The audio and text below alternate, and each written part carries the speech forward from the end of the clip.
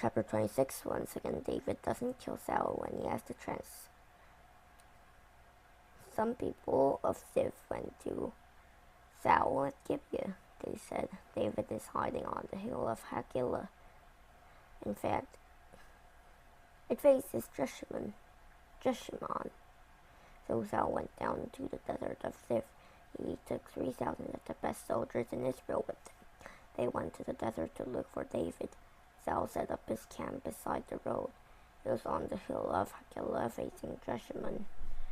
But David stayed in the desert. He saw that Saul had followed him there, so he sent out scouts. From them he learned that Saul had arrived. Then David started out. He went to the place where Saul had camped. He saw where Saul and Abner were lying down. Saul was lying inside the camp. The army was camped all around him. Abner was commander of the army. He was the son of Ner. Then David spoke to Ahimelech the Hittite. He also spoke to Joab's brother Abishai, the son of Zeruiah.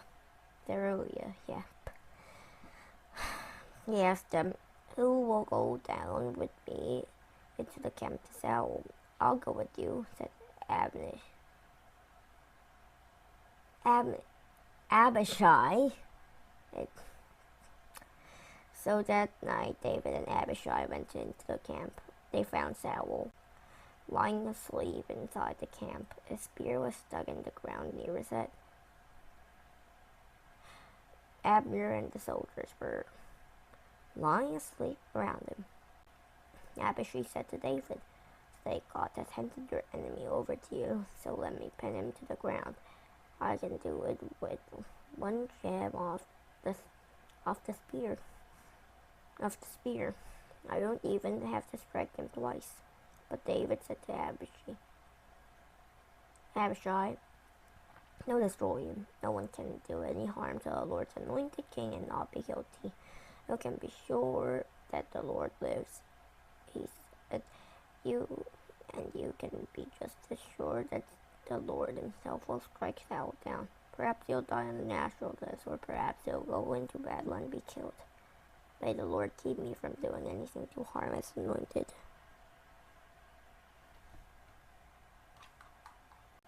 "King, now get the spear and water jug that are near his head. Then let's leave." So David took the spear and water jug that were near Saul's head. Then he and Abishai left. No one saw them. No one knew about what they had done. In fact, no one even woke up. No one even woke up. Everyone was sleeping. That's because the Lord had put them into a deep sleep. David then crossed to the other side of the valley. They stood on top of a hill far away from Saul's camp. There was a wide space between them. They called out to the army and to Abner, the son of Ner. He said, "Abner, aren't you king to answer?" "Me?"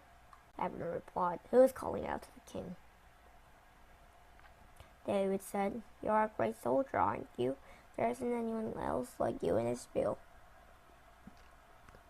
So why didn't you guard the king? He's your master, isn't he? Someone came into the camp to destroy him. You didn't guard him, and that isn't good. You can be sure that the Lord lives, and you can be just as sure that you and your men must die. That's because you didn't guard your master. He's the Lord's anointed king. Look around you. Where are the king's spear and water jug that are near his head?" Saul recognized David's voice. He said, "My son David, is that your voice?" David replied, "Yes, it is, King Saul, my master." He continued, "Why are you chasing me? What evil thing have I done? What am I guilty of? King Saul, please listen to what I'm saying. Was it the Lord who made you angry with me? If it was, may he accept my offering. It was people who made you angry at me. If it was, may the Lord see them cursed. They have. Hear from me today for my share of the Lord's land. By doing that, they might as well have said, "Go and serve other gods. Don't spill my blood on the ground far away from where the Lord lives." King Saul, you have come out to look for nothing but a flea. It's as if you were hunting a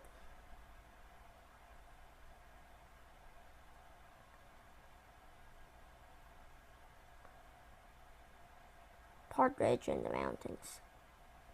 Then Saul said, "I have sinned. My son David, come back. Say you saw my life was very special, so I won't try to harm you again. I've really acted like a foolish person. I've made a huge mistake." "Here's your spear," David answered. "Send one of your young men over to get it. The Lord rewards everyone for doing what is right and being faithful. He handed you over to me today, but I wouldn't harm you. You are the Lord's anointed king. Today I saw your life had a great value. In the same way, may the Lord think of my life as having a great value. May he save me from all trouble." And Saul said to David, "May the Lord bless you, David, my son.